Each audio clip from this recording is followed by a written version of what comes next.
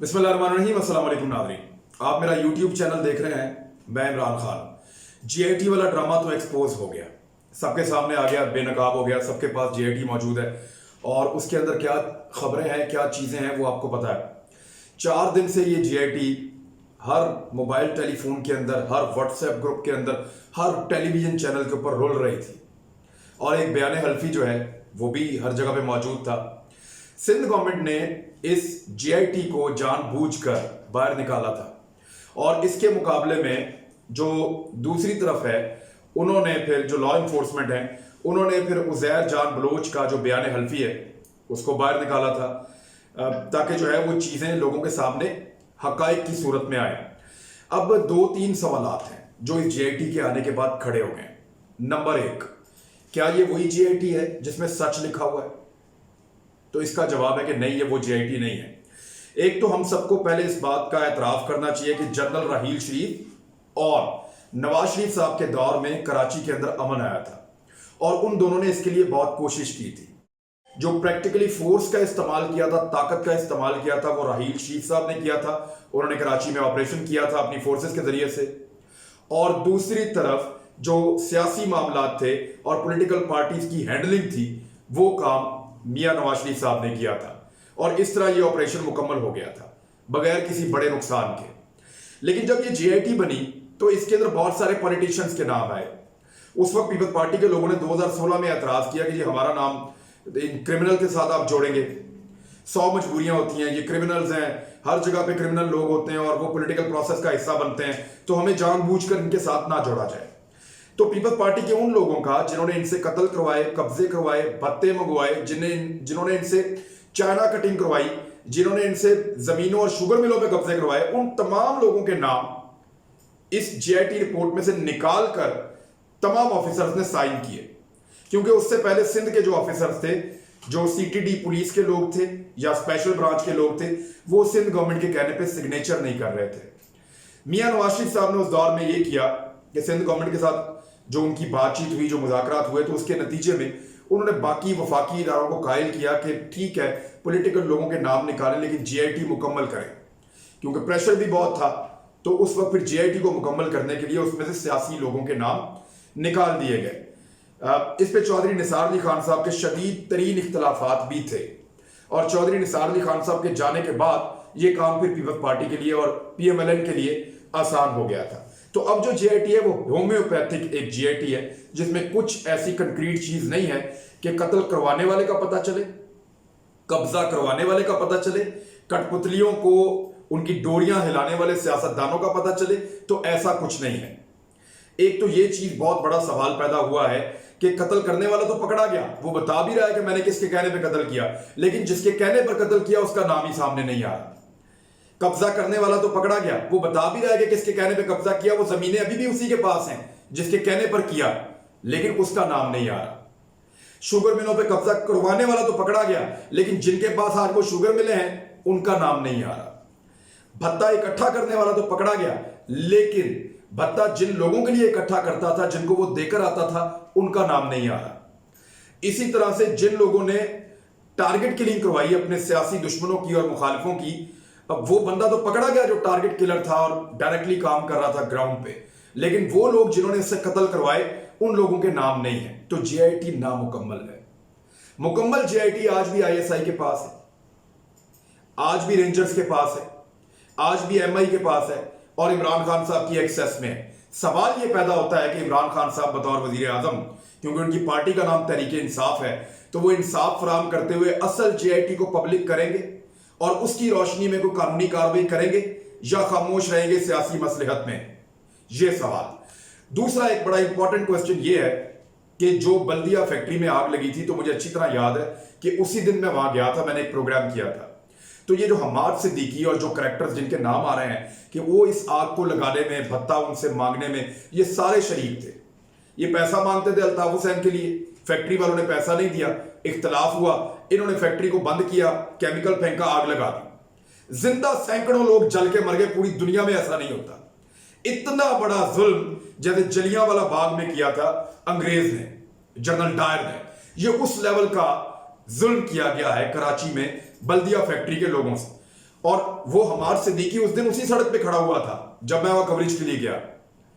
تو میں نے اپنے رپورٹر سے ایسے اشارہ کر کے پوچھا کہ یہ ہمار صدیقی ہے, تو اس نے میرا ہاتھ نیچے کر دیا. میں نے کہا یہ کیوں؟ کہتے یہ بھائی کی طرف آپ اشارہ نہیں کر سکتے یا کوئی مسئلہ بن جائے گا. تو یہ ان کی بدماشی تھی کراچی کے اندر, ان سے سوال نہیں کیا جا سکتا تھا. وہ اسلحہ بردار لوگوں کو لے کر گھومتے تھے, ان کا پورا کنٹرول تھا. یعنی وہاں پہ سینکڑوں لوگوں کو جلا کر مار دیا اور اس کے بعد وہیں پہ کھڑے ہوئے ہیں بعد میں, اور ہر آنے والے کے ساتھ جو ہے وہ ہاتھ اٹھا کے دعائیں بھی کر رہے ہیں. تو یہ تھا ایم کیو ایم کا سٹائل. اور اگلے دن جب ہم گئے ان لوگوں کے گھروں میں جن کے لوگ شہید ہوئے تھے آگ لگنے سے جل کے, جب ان کے ماں باپ سے, ان کے رشتہ داروں سے میں ملا یا ان کے بچوں سے میں ملا, تو وہاں پہ ایم کیو ایم کے لوگ بیٹھے ہوتے ہر گھر کے باہر, اور وہ سب لوگ یہ کہتے کہ الطاف بھائی ہمیں انصاف دلائیں گے. یہ تو تھا کراچی کا نظام. میرا یہ کہنا ہے کہ اب یہ چیزیں سامنے آ گئی ہیں. جے آئی ٹی میں کھل کے آ گیا ایم کیو ایم ملوث تھی, جے آئی ٹی میں کھل کے آ گیا ایم کیو ایم کے جرائم پیشہ لوگ ملوث تھے اور ان کو پولیٹیکل سپورٹ بھی دی جا رہی تھی, سب کو پتا تھا. اب وہ جتنے لوگ جو اس کے اندر شامل تھے ان کے خلاف فوراً کاروائی ہونی چاہیے. نمبر ایک, ان کے خلاف فوراً کاروائی ہونی چاہیے. اور دوسری ایک اور چیز بھی ہے جس کو ہمیں یاد رکھنا پڑے گا, اور وہ چیز یہ ہے کہ یہ جے آئی ٹی بڑے لمبے عرصے سے پاکستان پیپلز پارٹی کی سندھ حکومت کے پاس ہے.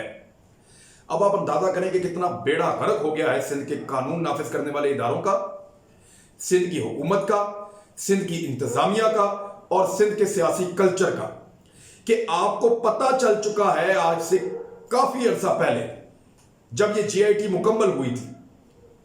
بڑے لمبے عرصے سے تو علی زیدی نے کیس کیا ہوا ہے, ہائی کورٹ نے آپ کو جنوری سے تو آرڈر انہوں نے دیا ہوا کہ آپ اس کو پبلک کریں, اب جا کے آپ پبلک کر رہے ہیں. پچھلے سال بھی یہ جے آئی ٹی تھی, اس سے پچھلے سال بھی جے آئی ٹی موجود تھی. اتنے عرصے سے ایک جے آئی ٹی آپ کے پاس موجود تھی اور آپ کو پتا تھا کہ یہ حادثہ نہیں تھا, آگ لگ کے سینکڑوں لوگ حادثے میں نہیں مرے, ان کو جلا کر قتل کیا گیا اور مارا گیا. اور یہ دنیا کے ظلم کے خوفناک ترین واقعات میں سے ایک واقعہ تھا. تو اس کے اوپر بھی سندھ کی گورنمنٹ نہیں جاگی, پیپلز پارٹی کو ہوش نہیں آئی, ان کی انتظامیہ نے کوئی ایکشن نہیں لیا, ان کی لا انفورسمنٹ نہیں جاگی. ایون جو وفاق کے ادارے ہیں, میں ان سے سوال کرتا ہوں جنہوں نے جے آئی ٹی بنائی ہے, جس میں آئی ایس آئی شامل ہے, ایم آئی شامل ہے, جس میں انٹیلیجنس بیورو شامل ہے, کیا یہ ملک آپ کی ذمہ داری نہیں ہے؟ سندھ رینجر کی میں بات کرتا ہوں کہ ان کو شور مچانا چاہیے تھا, یہ ملک ان کی بھی ذمہ داری ہے. خالی سندھ حکومت کے حوالے آپ نے جے آئی ٹی نہیں کر دینی تھی, اس ملک کے لیے آپ بھی اتنے ہی ذمہ دار ہیں. آپ کو بتانا چاہیے تھا, شور مچانا چاہیے تھا, سزا دلوانی چاہیے تھی, مدعی بننا چاہیے تھا ان لوگوں کا جو مظلوم وہاں پہ مارے گئے ہیں. وہ تو کمزور ہیں, آپ تو کمزور نہیں تھے. میرا اداروں سے سوال ہے, چلیں ادارے نہیں کر پائے, نواز شریف صاحب کی کوئی مصلیت ہوگی, اس وقت پیپلز پارٹی کی مصلیت ہوگی, وہ نہیں چاہ رہے تھے جے آئی ٹی پبلک ہو. لیکن ایک سوال تھا, آج وزیر اعظم پاکستان عمران خان ہے, اب ان کا یہ ٹیسٹ کیس ہے کہ تحریک انصاف کراچی کے اندر جب امن نہیں تھا تو سوچ بھی نہیں سکتی تھی کہ وہاں سے الیکشن لڑے گی, اور اب ان کے پاس وہاں پہ حکومت ہے, وفاقی حکومت ہے نا, وہاں پہ اکثریت ان کے پاس ہے, تو وہ کس طرح انصاف دلوائیں گے بلدیہ فیکٹری کے مظلومین کو, ان کے شہداء کو؟ یہ اب ٹیسٹ کیس ہے عمران خان صاحب کا. لیٹ سی کہ خان صاحب اس میں کیا کرتے ہیں. وہ یہ دیکھتے ہیں کہ اتحادی ہیں ان کے ساتھ بیٹھے ہوئے ہیں, یا ان کو ان لوگوں سے فائدہ ہے یا نقصان ہے, یا پھر ایک صاف قسم کا انصاف ہوگا جو ہوتا ہوا نظر بھی آئے گا. ویسا انصاف نہیں جیسا عثمان بزدار نے یہاں پہ سانحہ ساہیوال والوں کو دے دیا, وہ انصاف نہیں چاہیے. انصاف وہ والا چاہیے جو صحیح انصاف ہے, جس کی لوگ مثالیں دیں. اب آ جائے دوسرا کہ عمران خان صاحب کی اپنی صفوں میں ان کے دشمن ہیں. جے آئی ٹی کی بات ہو گئی, عمران خان صاحب کی اپنی صفوں میں ان کے دشمن ہیں اور وہ ان کو چیزیں ڈیلیور نہیں کرنے دے رہے. حکومت جو کام کرتی ہے الٹا ان کے گلے پڑ جاتا ہے. میں مثال دیتا ہوں, چینی کے اوپر حکومت نے کام کیا, سفارشات بنائی, سب کچھ کیا. پاکستان کی تاریخ میں پہلی مرتبہ کسی آدمی نے اتنا بولڈ سٹیپ کیا, لیکن کیا ہوا؟ بدنامی ہوئی, الٹی عمران خان صاحب کی بدنامی ہوئی. کام تو بہت اچھا کیا تھا, رزلٹ صفر. وہ چینی جو 70 یا 75 روپے کی ملنی چاہیے تھی, وہ اب بھی آپ مارکیٹ میں جائیں آپ کو نہیں ملے گی. یا تو ملے گی, نہیں ملے گی تو آپ کو کم قیمت میں نہیں ملے گی, اس قیمت میں تو بالکل نہیں ملے گی جو قیمت اس کی ہونی چاہیے. نمبر ایک. تو آؤٹ پٹ کیا نکلا آپ کی اتنی بڑی کارکردگی کا؟ صفر. سوائے چند لوگوں کو آپ نے پریشان کیا, عام آدمی کو فائدہ کیا ملا؟ نہیں ملا. اب آ جائیں آپ پیٹرول کی طرف. خان صاحب نے پیٹرول سستا کیا, پیٹرول غائب, اور جب پیٹرول مہنگا کیا تو پیٹرول فوراً راتوں رات آ گیا. خان صاحب نے انکوائری کی, ایک جرمانہ بھی کیا, لیکن اب انہوں نے دوبارہ انکوائری کروائی ہے کہ یہاں پہ کچھ نہ کچھ ایسا گھپلا ہے جو پکڑا نہیں جا رہا، اور اس میں خان صاحب کی صفوں میں بیٹھے ہوئے لوگ اس کے لیے ذمہ دار ہیں. اور میں آپ کو یہ بات بالکل ذمہ داری کے ساتھ کہہ رہا ہوں کہ خان صاحب کو اب پتا چل گیا ہے کہ کس کا کیا رول تھا.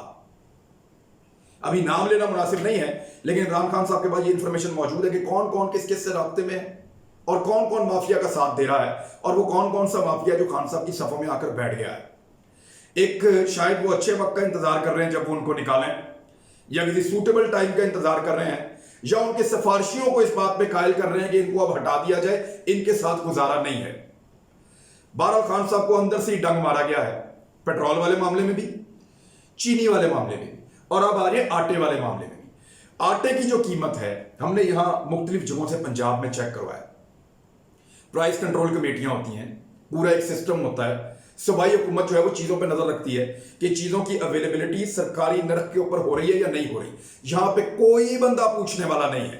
ایسا لگتا ہے کہ سارا سسٹم مل کے اپنے ہی وزیر اعظم کے خلاف سازش کر رہا ہے. کمانڈر عثمان بزدار صاحب پنجاب میں وزیر اعلیٰ ہیں، اور کسی ایک شہر کے اندر بھی آٹا اس قیمت میں دستیاب نہیں ہے جو سرکاری نرخ ہے. مثال کے طور پہ 800 اور 5 روپے کا تھا، اب 800 اور 60 روپے کا کر دیا ہے.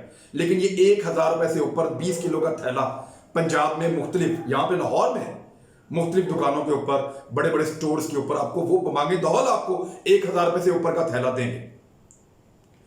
ہمارے کچھ دوست ہیں وہ جو راشن بانٹتے ہیں، ان سے میری بات ہوئی، وہ مختلف علاقوں میں بانٹتے ہیں، تو انہوں نے کہا جہاں جہاں سے ہم آٹا لیتے تھے آٹا 1000 روپے سے اوپر کا تھیلا مل رہا ہے.